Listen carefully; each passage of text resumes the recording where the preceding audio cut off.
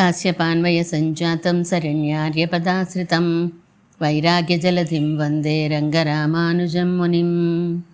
అందరికీ దాసోహం. మన ఆచార్యులు శ్రీ శ్రీ శ్రీ త్రిదండి శ్రీ రంగరామానుజీయ స్వామివారు అందించిన రచనని మనం చదువుకుంటున్నాం. 12వ కోశంగా పరమాత్మ, దేవుళ్ళు, మనము అని పేరుతో ఉన్నటువంటి కోశాన్ని మనం చదువుకుంటున్నాం. దేవతలందరూ కూడా మనం చేసే పూజలకి, జపాలకి, పారాయణలకి ప్రీతి చెంది మనం కోరిన కోరికలు తీరుస్తారు. కానీ అన్ని కోరికలు తీర్చలేరు. వారి వారి కర్తవ్యాలు కాబట్టి వారు నిర్వహించేటువంటి పదవులలో ఉన్నందుకు కొంతవరకు ఇవ్వగలరు తప్ప కోరిన ప్రతి కోరిక తీర్చే సామర్థ్యం వాళ్ళకి లేదు అని రఘురామయ్య గారు గ్రూప్ అంతా కూడా డిస్కషన్లో మనకి తెలుస్తోంది. ఎలా అయితే మామిడి చెట్టు దగ్గరికి వెళ్ళి కొబ్బరికాయ ఇమ్మంటే అది ఇవ్వలేదో, అలా మనకి ఏ కోరిక కావాలంటే ఆ దేవత దగ్గరికి వెళ్ళవలసి ఉంటుంది. అది కూడా కొంతవరకు మాత్రమే వాళ్ళు తీర్చగలుగుతారు అని చెప్పారు.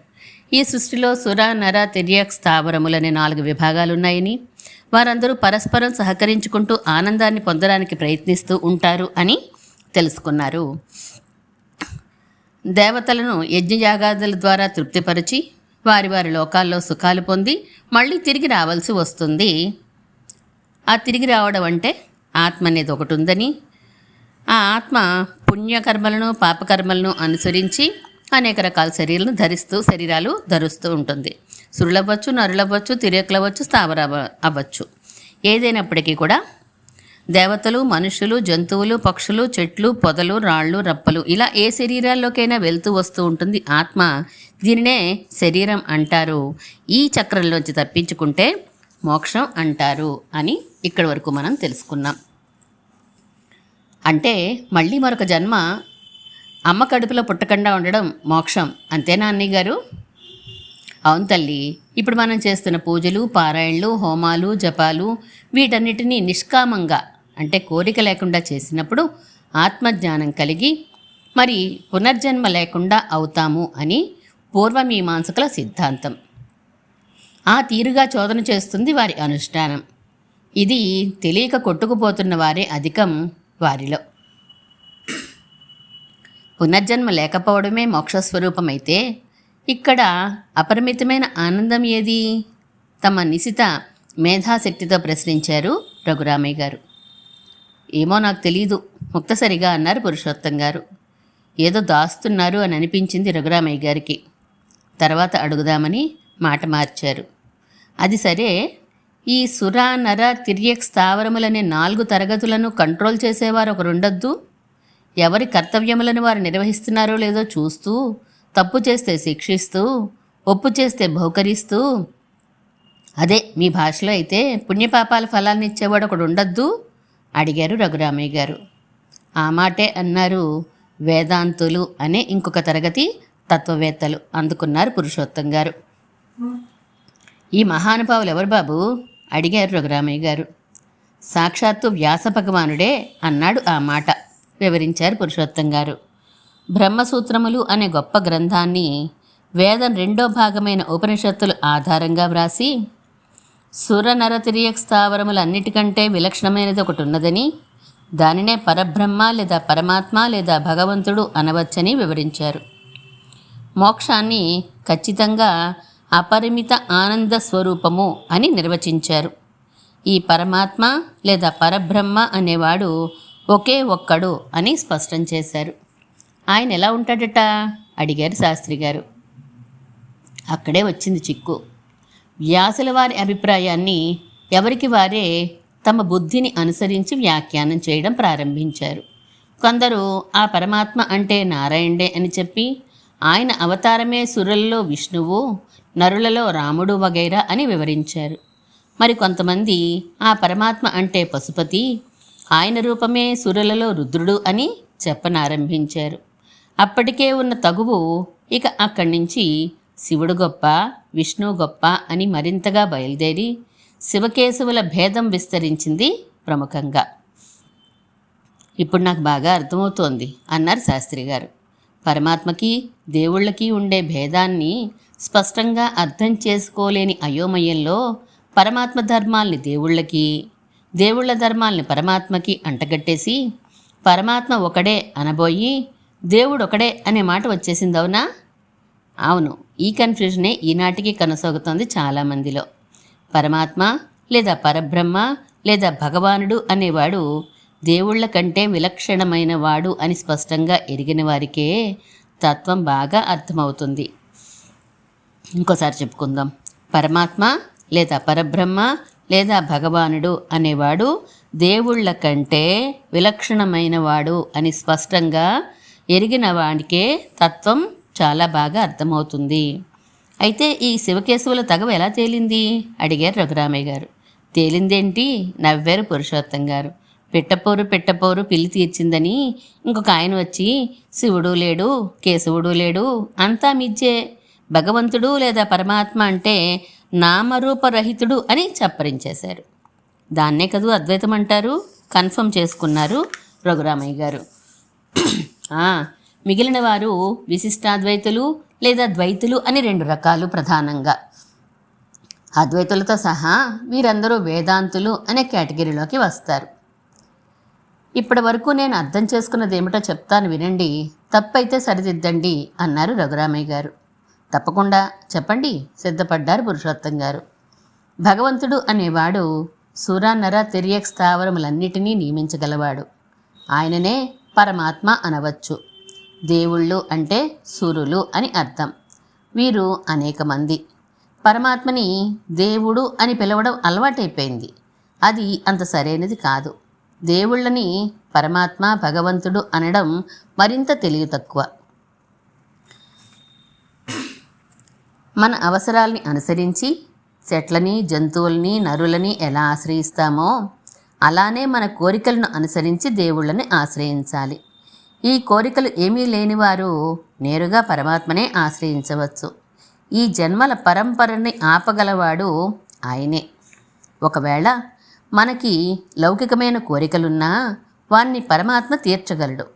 తోట యజమాని మనకి కావలసిన పళ్ళన్నింటినీ ఇవ్వడానికి సిద్ధంగా ఉన్నప్పుడు ఆయా చెట్లని విడివిడిగా మనం ఎలా ఆశ్రయించవలసిన అవసరం లేదో, అలాగే పరమాత్మ తత్వాన్ని మనం తెలుసుకున్నప్పుడు ఇక ఈ చిల్లర దేవుళ్ళని ఆశ్రయించవలసిన అవసరం లేదు. తోట యజమాని మనవాడు కదా అని చెట్లను పాడు చేస్తే ఎలా తోట యజమాని నొచ్చుకుంటాడో, అలానే పరమాత్మ మనవాడు కదా అని సృష్టిలో సురనర తిర్యక్ స్థావరములు వేటిని అవమానించకుండా దేనికి తగిన గౌరవం దానికి ఇస్తూ ఉండాలి ముగించారు రఘురామయ్య గారు. గబగబా చప్పట్లు కొట్టింది వినీత. జడ్జిమెంట్ చదివేరోచ్ తాతగారు అని నవ్వుతూ. ఇంతకీ సత్యనారాయణ స్వామి అనే దేవుడు మనకి ఇచ్చేదేమిటో తెలియలేదు అన్నయ్య గారు. దేవుళ్లలో ఈయన కర్తవ్యం ఏమిటి అడిగారు శకుంతల గారు. శాస్త్రి గారిని అడగండి తప్పించుకున్నారు పురుషోత్తం గారు. ఏముంది, వేదం మొదటి భాగంలో ఉన్న దేవుళ్ళ లిస్టు చూస్తే తెలుస్తుంది అన్నారు రఘురామయ్య గారు. ఈ సత్యనారాయణ స్వామి ఆ లిస్టులో ఉన్నారో లేదో గొణుక్కున్నారు శాస్త్రి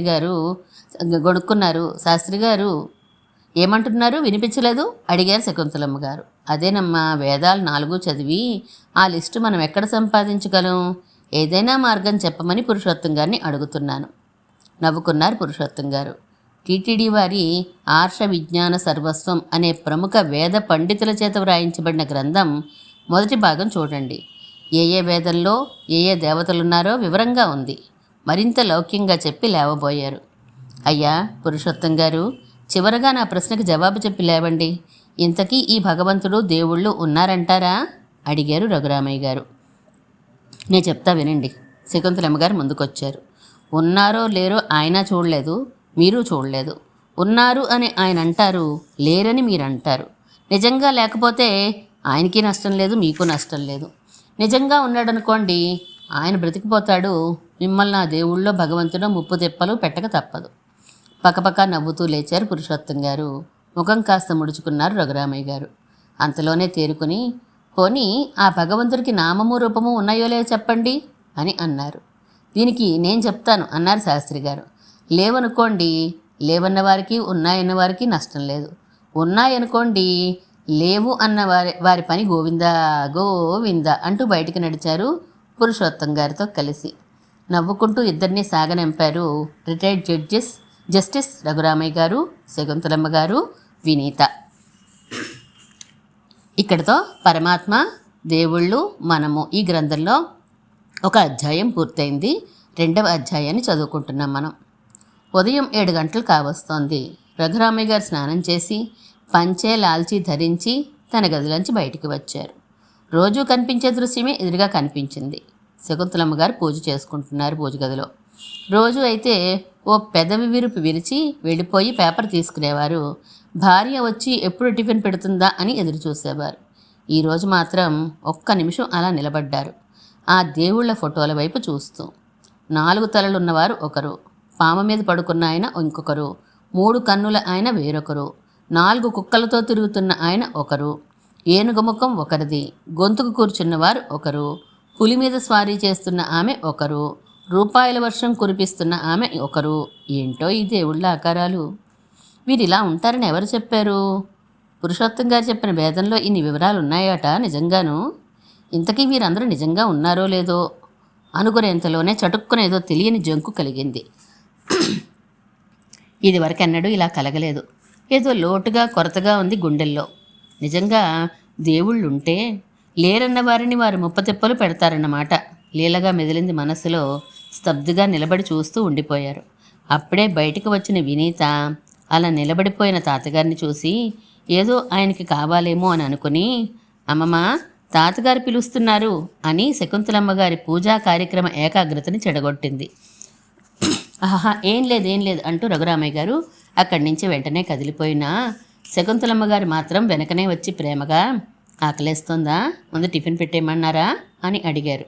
వద్దులే, నీ పూజ కానీ, నాకేం తొందర లేదు అంటూ పేపర్ అందుకున్నారు సోఫాలో కూర్చుని. విచిత్రంగా చూశారు శకుంతలమ్మ గారు. ఆయన నోటంట ఇలాంటి మాటలు వినడం ఇదే మొదలు.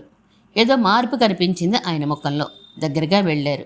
అనునయంగా భుజం మీద చేయి వేసి, ఒంట్లో తేలిగ్గానే ఉంది కదా అని అడిగారు. ఎందుకో రఘురామయ్య గారికి కళ్ళు చెమర్చాయి.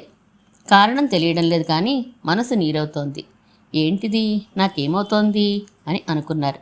ఏం లేదులే అని తప్పించుకోబోయినా శకుంతలమ్మ గారు వదలలేదు. డాక్టర్ని పిలిచేదా అని అడిగారు.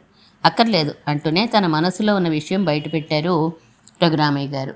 నిన్నను పురుషోత్తం గారి మాటలు విన్న దగ్గర నుంచి ఇది వరకటి ఆలోచనలో ఏమైనా పొరపాటుందా అని మథనగా ఉంది. ఏదో తెలియని కొరత, లోటుగా ఉంది మనసులో అన్నారు.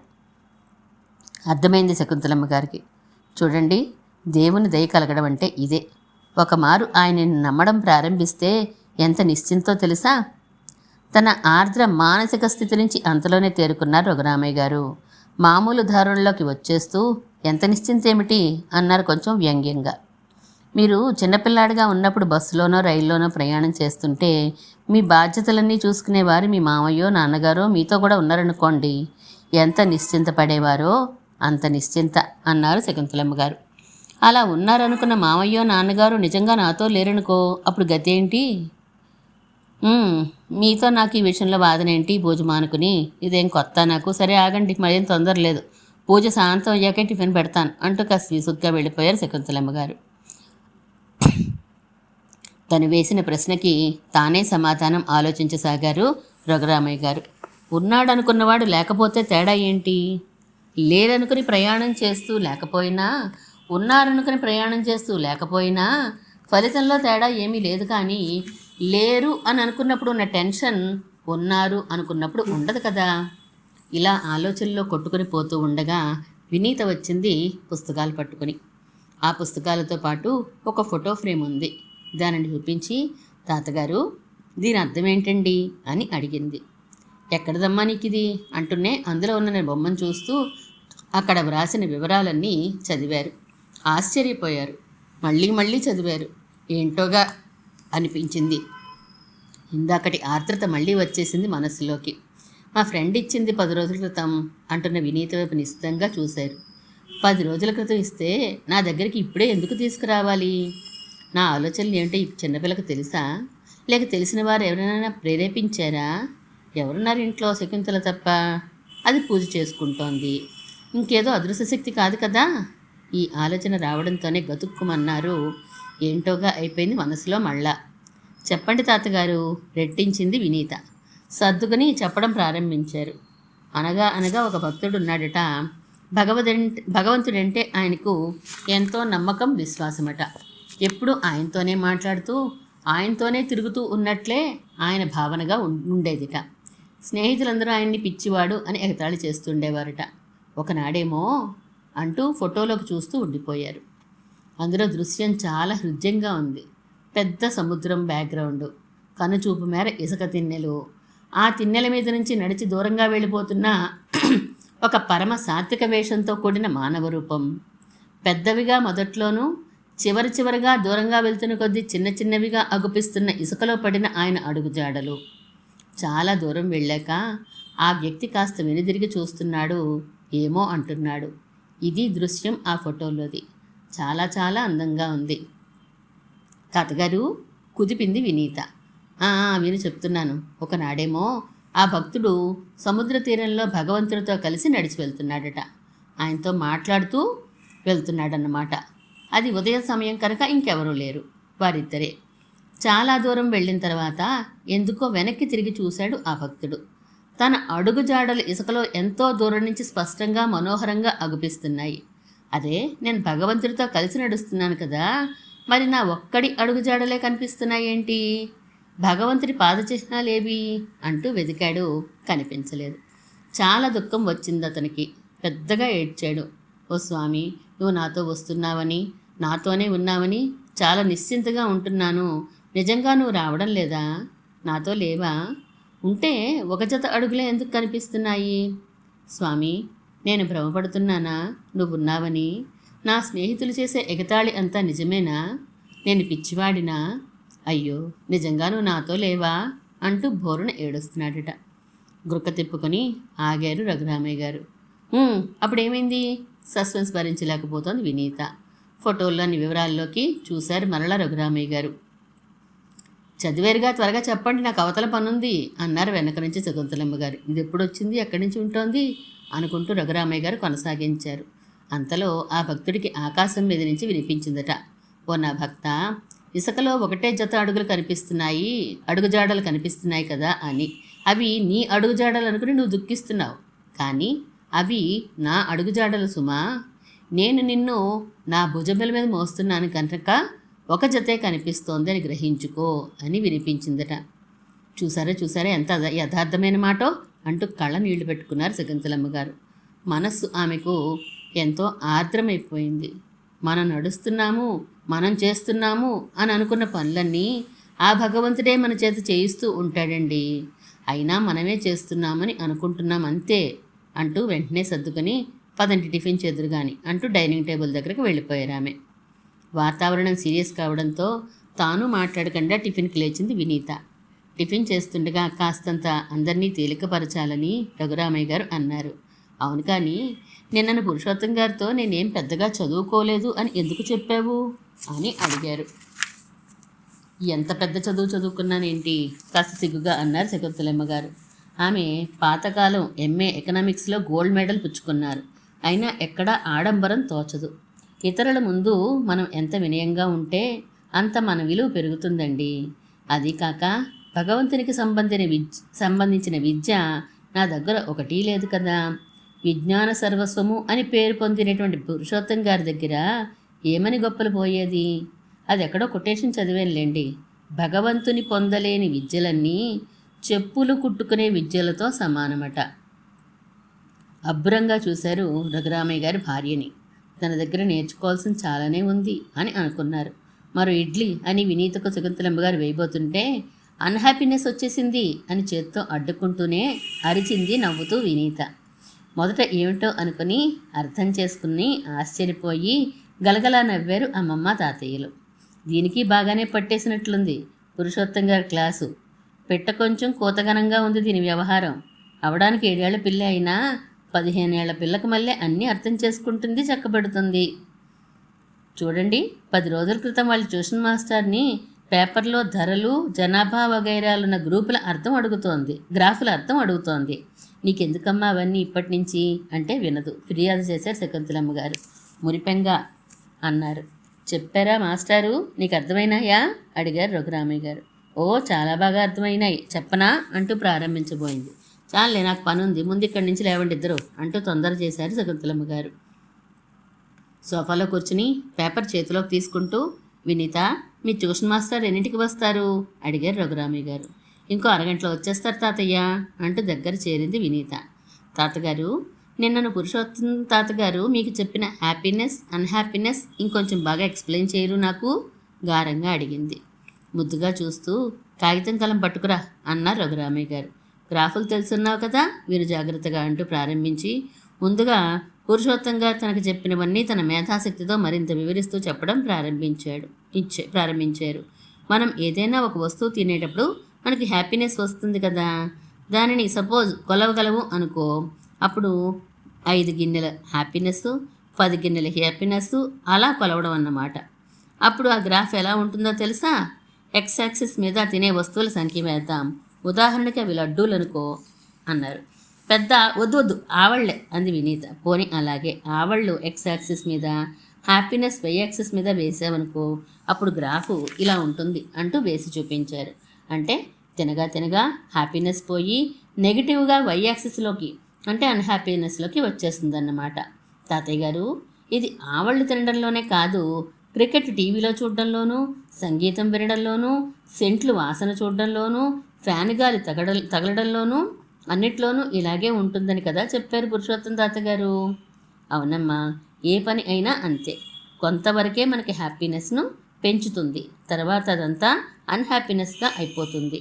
అందుకే పనులు మారుస్తూ ఉంటాం మనం. తాతయ్య గారు, నా ట్యూషన్ కూడా అంతే కదూ పెదవులతో నవ్వు బిగపెట్టి అడిగింది వినీత. అది దీని దొంగెత్తు. పాపం ఆ అవధాని గారు అంత దూరం నుంచి ట్యూషన్ చెప్పడానికి జీతం బచ్చం లేకుండా వస్తుంటే ఇది చూడండి ఎక్కొట్టడానికి ఎలా ఆలోచిస్తోందో అంటూ శకుంతలమ్మ గారు వెళ్ళి పుస్తకాలు తీ అని తరిమేశారు వినీతని. రఘురామయ్య గారి ప్రక్కన కూర్చుంటూ అన్నారు ఆమె. ఏమండి, మనకి కావలసినవన్నీ 4 రకాలని పెద్దలు చెప్తారు కదా, ధర్మ అర్థ కామ మోక్షాలని. అవన్నీ ఇలానే ఈ గ్రాఫ్ లాగే ఉంటాయా? ఉండకపోవచ్చునే సాలోచనగా అన్నారు రఘురామయ్య గారు. నిన్నను ఆయన చెప్పిన దానిని బట్టి ఇలా ఉండవచ్చు సుమా అంటూ గీసి చూపించారు. అంటే విషయానుభవం అనేది పెరిగే కొద్దీ కూడా కామం, అర్థం, ధర్మం ఈ 3 కూడా పెరిగే కొద్దీ కూడా అన్హ్యాపీనెస్ వచ్చేస్తూ ఉంటుంది ఒక లెవెల్ దాటాక. ఈ గ్రాఫ్లో ఉన్నది చెప్తున్నాను. మోక్షం మాత్రం అలా పెరుగుతూనే ఉంటుంది. అనుభవించే కొద్దీ మోక్ష ఆనందం పెరుగుతూనే ఉంటుంది. విషయానుభవం వల్ల వచ్చే ఆనందం మాత్రం కొంత తర్వాత తగ్గిపోవడం ప్రారంభిస్తుంది అని గ్రాఫ్ గీసి చూపించారు రఘురామయ్య గారు. కామం అంటే కోరిక, శారీరకమైనది అని అనవచ్చనుకో, ఇది తన ఒక్కరికే సంబంధించింది. అందుచేత లడ్డూలు ఆవళ్ళలాగే అనుభవించడం ప్రారంభించిన కొద్ది సమయంలోనే అన్హ్యాపీనెస్గా మారిపోతుంది. అర్థం అంటే ధనం కదా, తాను తన కుటుంబ సభ్యులు కూడా కలిసి అనుభవించేది కనుక కామం కంటే అధిక సమయం పాటు హ్యాపీనెస్ ఉన్నా అది అన్హ్యాపీనెస్గా మారడానికి పెద్ద ఎక్కువ సమయం పట్టదు. ఇక ధర్మం అంటావా, ఇది చాలా వరకు సమాజానికి సంబంధించింది. చెరువులు త్రవ్వించడమో, అన్నదానం చేయడమో వంటివి మన చుట్టూ ఉన్నవారికి ఉపకరిస్తున్న కొద్దీ మనకి ఆనందం బాగానే ఉంటుంది. కానీ ఇది కూడా చివరికి అన్హ్యాపీనెస్కు దారితీయక తప్పదు అంటున్న రఘురామయ్య గారితో. అవును నిజమే, ధర్మకార్యాలు చేసిన వారికి పుణ్యలోకాలు వస్తాయి కనుక హ్యాపీనెస్ అధికం అవ్వచ్చు. కానీ ఆ ధర్మం లేదా పుణ్యం ఎంత నిలవో అంతా అయిపోయిన తర్వాత మళ్ళా పాతలోకాలే కనుక దుఃఖం తప్పదు అన్నారు శకుంతలమ్మ గారు. ఇక ఎంత అనుభవిస్తున్నా తరగని ఆనందం కలిగే విషయం అంటూ ఏదైనా ఒకటి ఉంటే దానిని అనుభవించడమే మోక్షం అన్నమాట. ఒకటి ఉంటే అని హంసపాదెందుకండి, భగవంతుడనే విషయం అటువంటిదే అని పురుషోత్తం గారు చెప్పారుగా అన్నారు శకుంతలమ్మ గారు. నిజమేననుకో అంటూ భుజాలెగరేసి ఆలోచనలో పడ్డారు రఘురామయ్య గారు. సోఫాలో చేరబడ్డారు శకుంతలమ్మ గారు. నిన్నటి రోజు ఏకాదశి ఉపవాసం, ఆ ముందు రోజు సత్యనారాయణ వ్రతం హడావడి, అంతకు ముందు రోజు జ్వరం, తలనొప్పి, ఇవన్నీ కలిపి చాలా నీరసంగా ఉంది ఆమెకు. ఆ దృష్టిలోనే లేరు రఘురామయ్య గారు. కామం, అర్థం, ధర్మం, మోక్షం ఇది వరుస అవుతుంటే లోకంలో ధర్మార్థ కామ మోక్షాలు అనే వాడికి ఎలా వచ్చిందో స్వగతంలా అని పురుషోత్తంగారిని అడగాలి అనుకున్నారు మనస్సులో. ఇంతేకాదు, ఇంకా ఒక విషయం తోస్తోంది సుమా. ఒక వస్తువుని అనుభవించడంలో హ్యాపీనెస్ అన్హ్యాపీనెస్గా మారిపోవడమే కాదు, వస్తువు అనుభవించే కాలాన్ని స్థలాన్ని బట్టి కూడా హ్యాపీనెస్ కాస్త అన్హ్యాపీనెస్గా అయిపోవచ్చు. అంటే ఈ భగవంతుడనేవాడు ఉంటే గింటే ఎలాంటివాడు కావాలో తెలుసా? ఎప్పుడైనా ఎక్కడైనా ఎంతైనా అనుభవించబడినప్పటికీ హ్యాపీనెస్ పెరుగుతూనే ఉండాలి కానీ తగ్గకూడదు. అవునా? సమాధానం వినబడలేదు ఆయనకి. మాట్లాడమేం శకుంతల అని ప్రక్కకి తిరిగి చూసేసరికి నీరసంతో నిస్త్రాణగా కనిపించిన భార్యను చూసి కంగారు పడ్డారు. వినీత, డాక్టర్ నూనెకి ఫోన్ చేయి అన్నారు. తర్వాత ఏం జరిగిందో తెలుసుకుందాం. శ్రీమన్మహాభూతపురే శ్రీమత్కేశవ యజ్వర కాంతిమత్యాం ప్రసూతాయ ఇతి రాజాయ మంగళం.